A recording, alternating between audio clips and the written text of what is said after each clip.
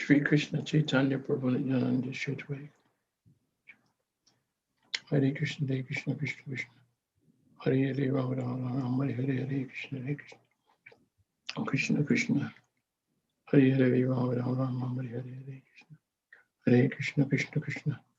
Hare Hare Rama Rama Rama Hare Hare, Hare Krishna, Hare Krishna. Krishna Krishna, Hare Hare. Is that Vishal that I see? Is that our Vishal? Yes, Prabhu. I saw you the other day, Vishal. Very good. Hare Krishna. I'm always missing you.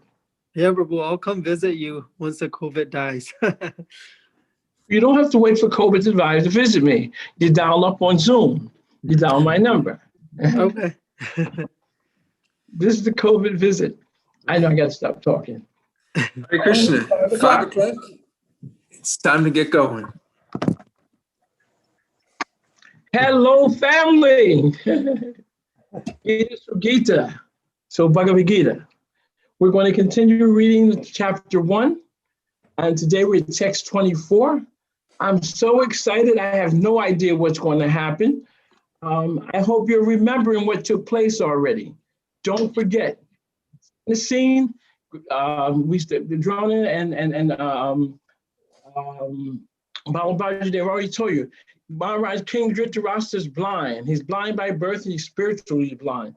And he wants to make sure that the war is taking place. Sanjaya is his secretary with mystic vision, the symbol of Vyas. And so he can see what's going on in the battlefield.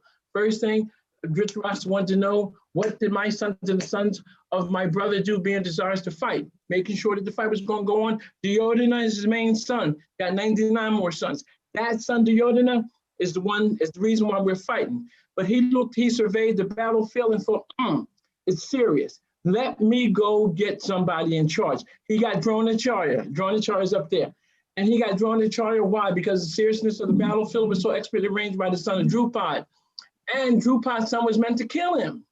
But to speak of the fact that he had a love and affection for the Pandavas. So that's where we're at. We move on and we talked about the auspiciousness, the weapons, the conch shells. Then they're sizing up the armies. Grandfather Bhishma was the strongest. But on the other side, there's Krishna. He blew the conch shells, and the conch shells shattered the hearts of the sons of Dhritarashtra. Why? Because they were divyam, they were transcendental. Don't lose anything. Let's go. Namo Vishnu Vidaya Krishna Sam Bhutale Shrimati Bhutala Swami Tanamini Namaste Sarasvati Devi Gauravani Vicharni Never Shesa Shinivani Omagana Tamaranda Shagananjana Shilakaya Chakshu Umani Tanina Tasmai Shri Gurave Namaha Pashat Titan Pata Pitrin Atta Pitamahan Acharyan Matulan Bratrin Utran Potran Sakyam Stata Swasharan Suridas Taiva Senayo Ubayo Api. You know, I had to have my own stuff in my own big writing. You know, I have issues. Okay, translation. There Arjuna could see within the midst of the armies of both parties, his fathers, grandfathers, teachers, maternal uncles, brothers, sons, grandsons, friends, and also his father-in-law and well-wishers. Purport. On the battlefield, Haryasha Prabhu, what text do you want? Just so we have 24 up on the screen. And you said start at 1. Oh, it's 26. I thought you told me start at 124. 124, yeah. I did the wrong thing. It's okay. This button. Let me see, go back. Well, you know, I've always got issues. I can never get it together. So let me move back.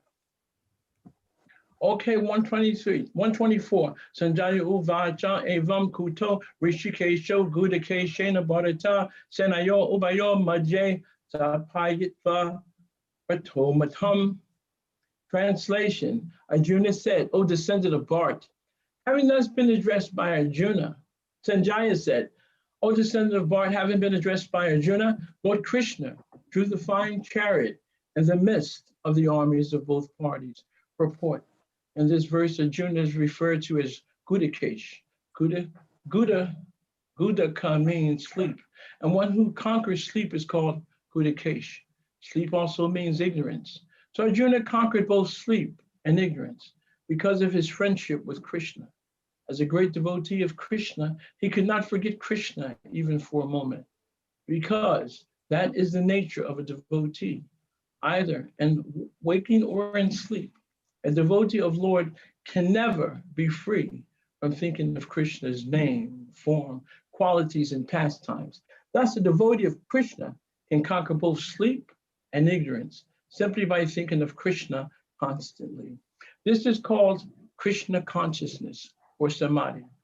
As Rishikesh, or the director of the senses and mind of every living entity, Krishna could understand Arjuna's purpose in placing the chariot in the midst of the armies. Thus he did so and spoke as follows. Bhima Drona Pramukhatha Sarve Shamcha Mahisatam Vachaparta Pashaitan Samavetan Kuruniti. In the presence of Bhishma, Drona, and all the other chieftains of the world, the Lord said, just behold Partha, all the Kurus assembled here. Purport. As the super soul of all living entities, Lord Krishna could understand what was going on in the mind of Arjuna. The use of the word Rishikesh in this connection indicates that he knew everything. And the word Partha, meaning the son of Pritha or Kunti, is also similarly significant in reference to Arjuna. As a friend, he wanted to inform Arjuna that because Arjuna was the son of Pritha, the sister of his own father, Vasudeva, he had agreed to be the charioteer of Arjuna. Now, what did Krishna mean when he told Arjuna to behold the Kurus? Did Arjuna want to stop there and not fight? Krishna never expected such things from the son of his aunt, Pritha. The mind of Arjuna was thus predicted by the Lord in friendly joking. You know, they're going to go back and forth. They're calling each other by names, and they're really bothering each other. So we'll get back to that. I did this Sanskrit already. There, Arjuna could see within the midst of the armies of both parties, his fathers, grandfathers, teachers, maternal uncles, brothers, sons, grandsons, friends, and also his father-in-laws and well-wishers. Purport. On the battlefield, Arjuna could see all kinds of relatives. He could see persons like Yudhishthira, who were his father's contemporaries, grandfather Bhishma and Somadatta, teachers like Dronacharya and Kripacharya, maternal uncles like Shalya and Sakundi, brothers like Duryodhana, sons like Lakshman, friends like Ashwatthama, well-wishers like Kritavarma, etc. He could see also the armies which contained many of his friends.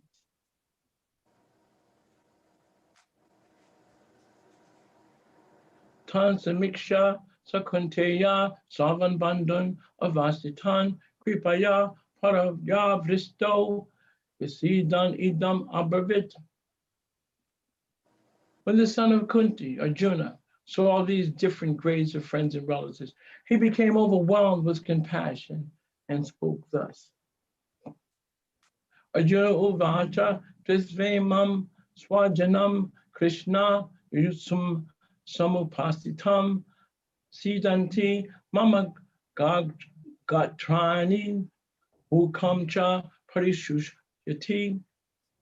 Arjuna said, my dear Krishna, dear my friends and relatives, present before me in such a fighting spirit, I feel the limbs of my body quivering and my mouth drying up.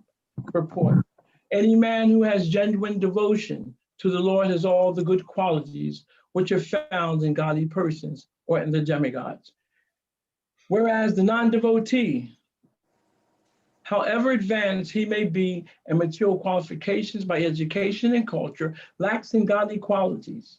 As such, Arjuna, just after seeing his kinsmen, friends, and relatives on the battlefield, was at once overwhelmed by compassion for them who had so decided to fight amongst themselves. As far as his soldiers were concerned, he was sympathetic from the beginning, but he felt compassion even for the soldiers of the opposite party who were seeing their imminent death. And while he was so thinking, the limbs of his body began to quiver and his mouth became dry. He was more or less astonished to see their fighting spirit.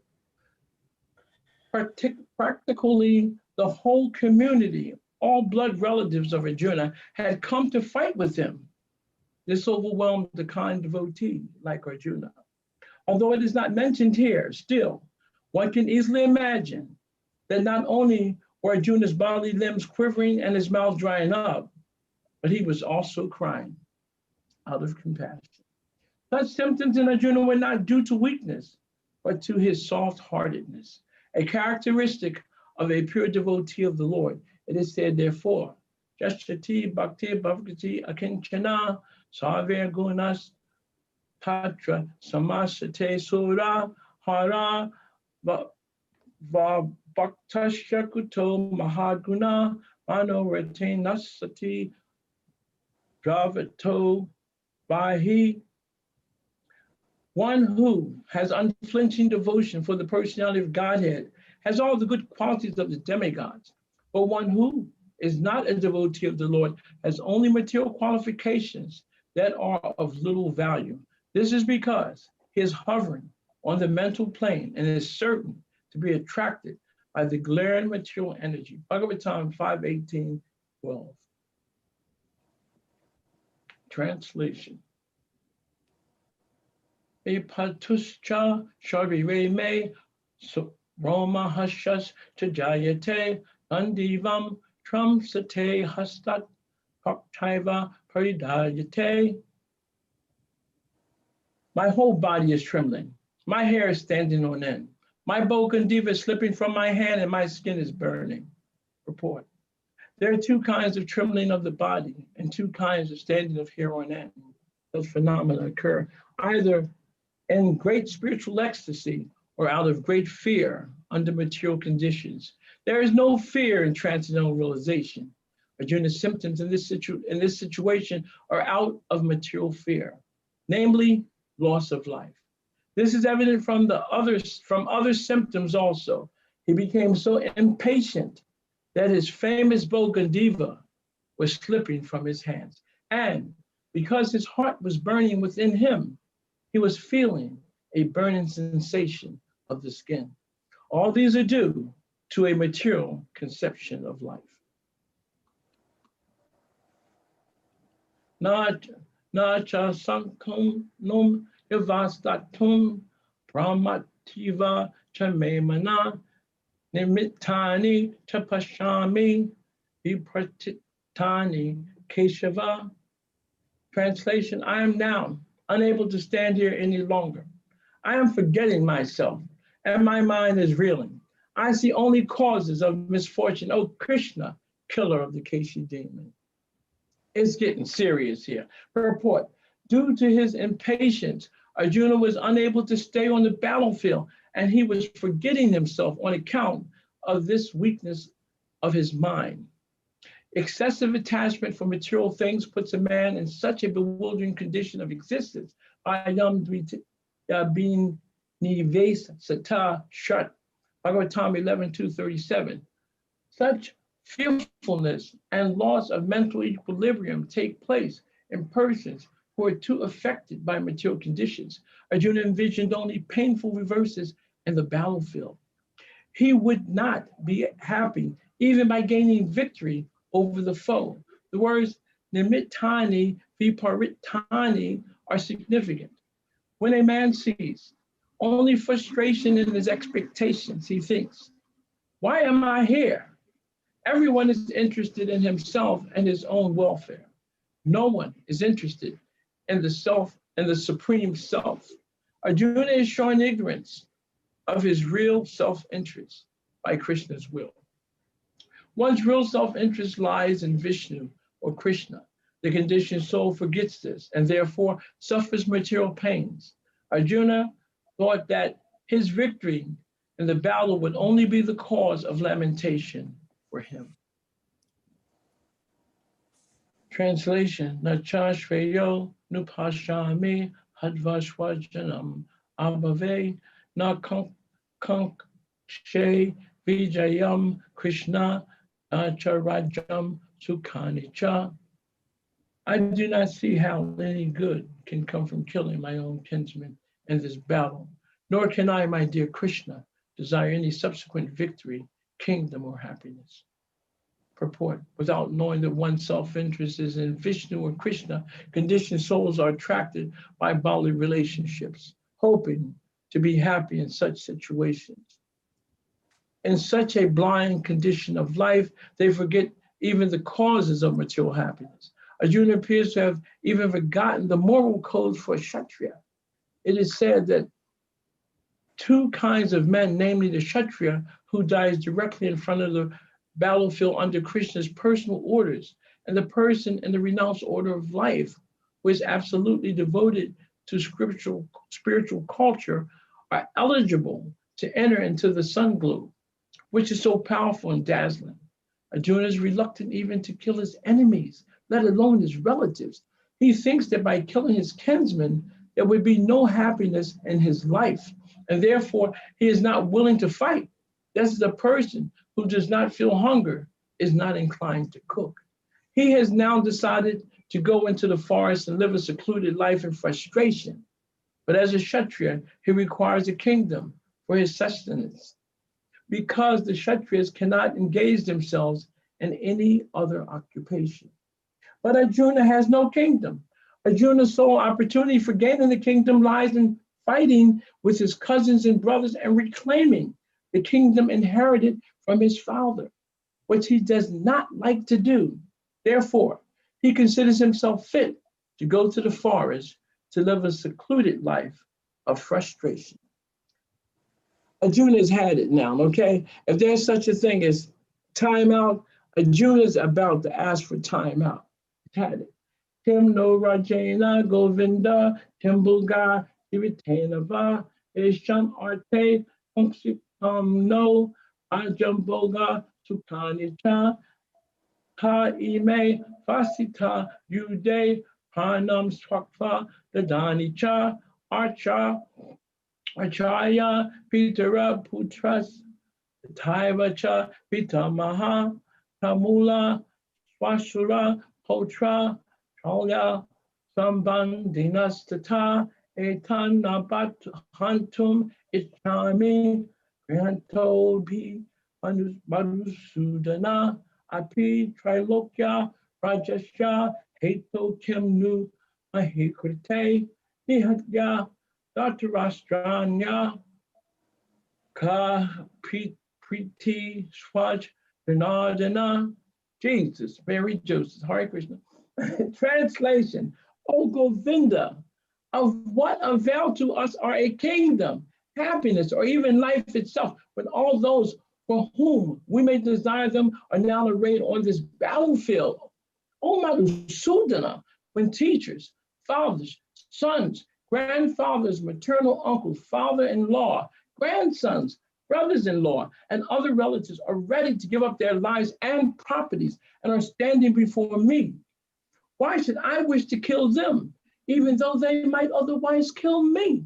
O maintainer of all living entities, I am not prepared to fight with them, even in exchange for the three worlds, let alone this earth. What pleasure will we derive from killing the sons of Dhritarashtra?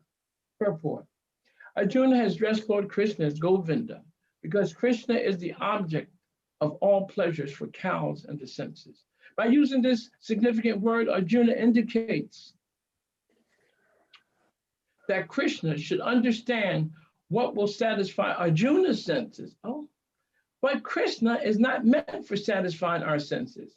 If we try to satisfy the senses of Govinda, however, then automatically our senses, our own senses, are satisfied.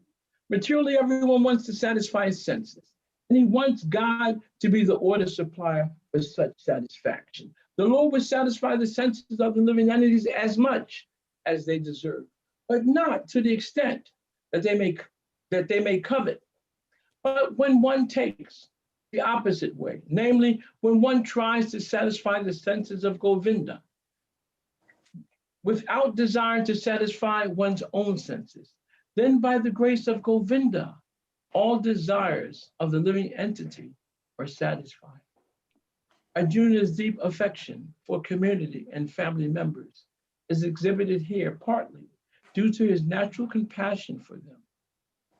He is therefore not prepared to fight.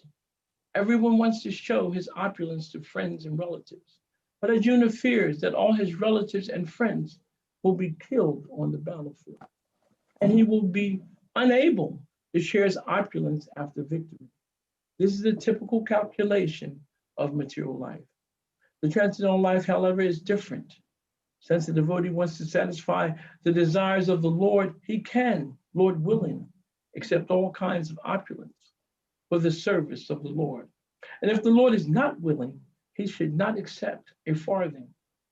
Arjuna did not want to kill his relatives, and if there were any need to kill them, he desired that Krishna kill them personally.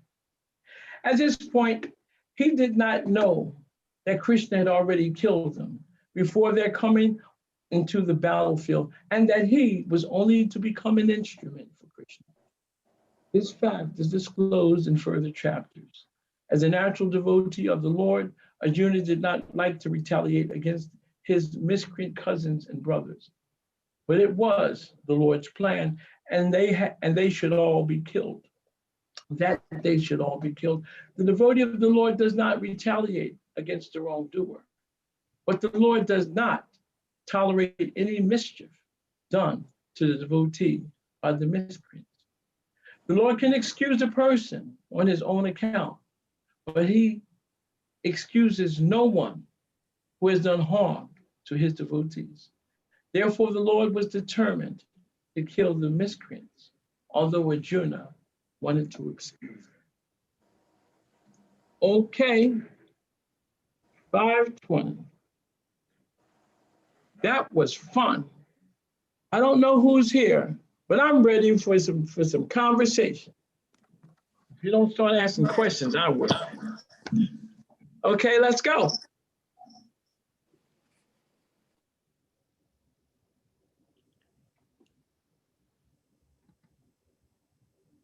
Haryashra Prabhu, if there's no questions, if there's no questions, we can just keep going. You know, From Shastra Guru to everyone. Well, but we need to talk about it. Who's there? I mean, such wonderful. I mean, here there's so many things that we can relate to. Krishna's given so many benedictions. He's explained the whole situation. Arjuna is so perplexed and bewildered that he doesn't want to do his duty to the extent that he wants Krishna to do it for him. He wants Krishna to satisfy his senses. Can we relate to that? So, there's just so many good points. Maybe we just didn't hear them. I can't believe it. I like the last part when you just read that, Krishna, the person, the devotee can excuse it, but Krishna doesn't excuse any harm or anything done to his devotee. And pretty much it kind of says this, that they were, the Kauravas were, hurting a devotee, Arjuna. And that's why pretty much this whole thing, like he has to make sure that proper actions are taken. And he doesn't, as I said, as it says in here, that Krishna doesn't excuse anyone who hurts his devotees. Right? Yes, they try to see Arjuna is forgiving and he's forgetting because he's soft-hearted. But Krishna didn't forget that they tried to burn the Pandavas in the house of lac. He didn't forget that they tried to strip Draupadi, the wife of the Pandavas, naked. He didn't forget that they cheated them in the gambling match. He didn't forget that after they agreed and went into exile, and then for 12 years, in the last year, they went incognito. He didn't forget that when they came home, his devotees, who had been so mistreated, were told that they couldn't even get enough land as to drive the head of a pin of a needle. So, but Arjuna seems to forget that, right, Prabhu? That's Arjuna's nature. Arjuna doesn't really mind. That's the nature of a devotee. But the nature of the Lord is that he doesn't forget when his devotees are mistreated. And in our own association, this is why Bhagavad Gita is so important.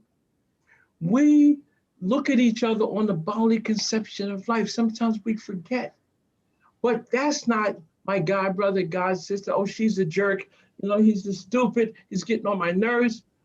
My cousin's really crazy. These are all Krishna's devotees. Therefore, we have to be very, very careful when we're dealing with Krishna's devotees. And you see here, Arjuna is so qualified and he's endowed with so many good qualities. But Arjuna also has come to the point where he really doesn't want to fight because he's come to the point of his own self-interest. Prabhupada said that, you know, when we have opulence, we want to show it off or share it with somebody. Arjuna, you know, I got to give you some good stuff. Arjuna just didn't want to do it because why? He would not be happy. This is the main point. Arjuna didn't want to. Arjuna, okay, Bori John and Surinder to me, here's a few things, comparison. Arjuna, these are 5 reasons. Arjuna felt compassion, and Arjuna felt as though he wouldn't be able to enjoy if he killed them. Destruction of the family. You know, we'll get into that part later. It'll be clearly understood that if you wipe out the elders of the family, who's there to make sure that, you know, the oblations are being offered to the forefathers and all those things, and the whole situation, the women won't be protected, unscrupulous men will take advantage of them, and fear of sinful life. He didn't want to commit sin. Sin will overcome us if we slay such aggressors, he says in Bhagavad Gita. And then he was indecisive. He didn't know, is it better for them to kill me unarmed and unresisted or for me to kill them? He was indecisive. He didn't know what was best. But really, he was a soft-hearted devotee of the Lord. So we want to go into the character of Arjuna. And because we're Arjuna Anugas, we want to find ourselves. Where are we? How do we react? And are we listening to what Arjuna is putting forth to Krishna? His excuse, because he didn't like what the service was, and he was qualified to do the service. He rejected service. This is very, very important. All these subtleties are important for us in reading Bhagavad Gita. Okay, what's his name? Okay, I love to talk about the Gita. I can read it home. Mukund's not here today. Oh, the verse 31, it talks about entering the sun globe. Does that mean the spiritual world or? No, but it's really easy to elevate yourself from that platform. Saints, a lot of saintly people, and it's a very elevated. So it's, you know, it's a good place. But no, it's not Krishna. It's not Vaikuntha, and it's not Krishna Lok. It's not Vrindavan Dham.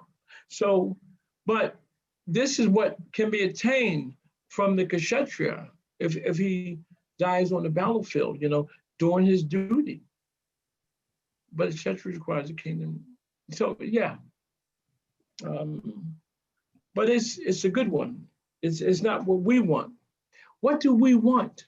We want Krishna. What does a devotee want?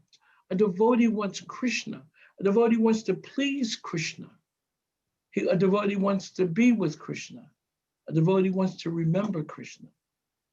Srila Prabhupada, even aboard the Jaladuta, said, and Prabhupada was ill.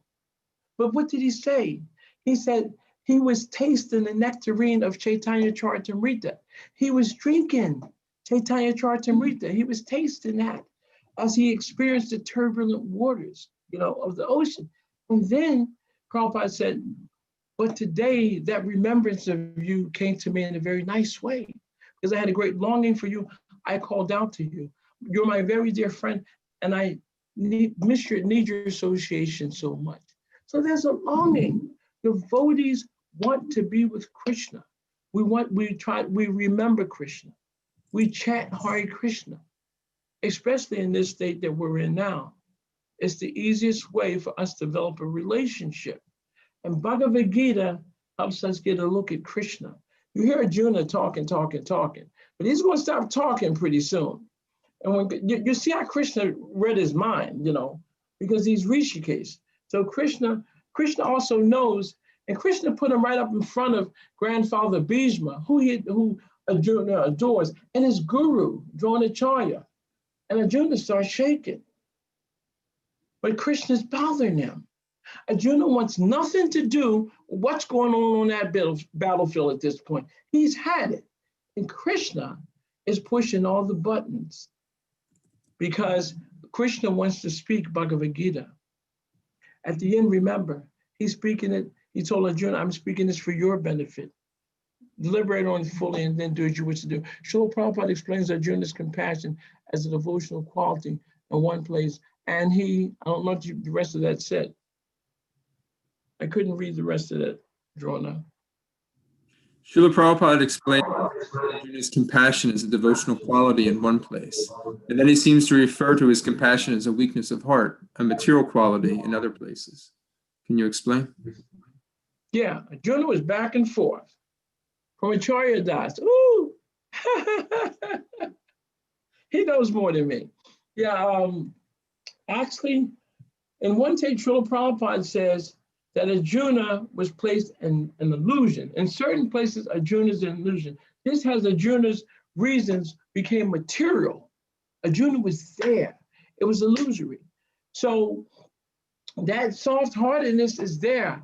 But later, Srila Prabhupada says Arjuna was trying to skillfully avoid the discharge of his duty. I told you Arjuna didn't want to fight. He had it, and why? Dayato Vishvayam Punksam. While contemplating the objects of the senses, one develops an attachment. He's attached.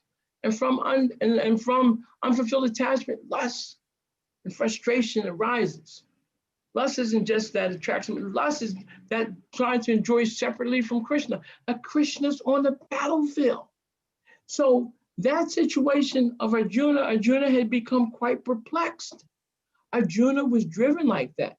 So it's true that he had a compassionate, soft heart, but Arjuna was also trying to avoid doing his duty. And but because he's a devotee of the Lord, he's smart. And at a certain point, and I'm not going to take the lid off of this, we're out of time. The thing is, Kapanya Dosho Bahatras Baba, Pichami Dom Sama, Pichami Tom Dom, it's more to take down. Arjuna eventually says he's confused and has lost all composure, and due to that state, he's asking Krishna to tell him what's best for him. Guys, that's it. I thought y'all were going to do more, but I had fun. Hare Krishna. I have one. So one question was brought up in here by Acharya Prabhu and others. There are a couple others who did, want to talk. Say, do we want to just read the half an hour and have a question and answer session at the end of the chapter? Is that something you want to address, Harasha Prabhu? Or do you want to do it? I'm only one person, so I can't say. The point is, if we read, I sometimes feel like I should read. I like it when other people read too, because we can see it and people they'll take ownership. They'll feel more engaged. But if we wait until the end of the chapter to have questions, I don't know. I'm just doing what I was told, but I don't know. I think as we go on, people might forget their questions by then. I feel if there are no questions like last time, we did read extra, and so I feel it's okay to leave it as it is unless more and more people feel like and if there are no questions, we keep reading anyway. Well, if there's no questions, I want to talk about it. I want to make sure that we heard it. So I'll start talking. Don't worry. I'll start stirring up some questions. Is that okay? I think we're good. I- Thank you I so- would like the reading only better, please. I'm sorry. Okay. Mother I says would she like likes just the reading only. reading Oh, and ending at 5:30. well, we should end at 5:30 period regardless. Yes. Yes. Yeah. We're supposed to end at 5:30. I said when I saw the clock, we have to stop. Okay. Thank you. So I have to talk to the others, mothers. Sudevi, we Yeah, talked to the reading mother- only. I agree with Sudevi. Reading only and end of the chapter we discuss it. Yes, reading only, please. Separate Okay. Bhagavad Gita class another time. Only reading for this one. Yeah. Okay. Hare Okay. Krishna. We'll talk again. Vanchakalpatarubhasya kipasindhubhaya. Vanchakalparubhishcha, kripasinduvyavacha, patitanam pavanebhyo vaishnaveva namo namaha. No. Glory to Prabhupada.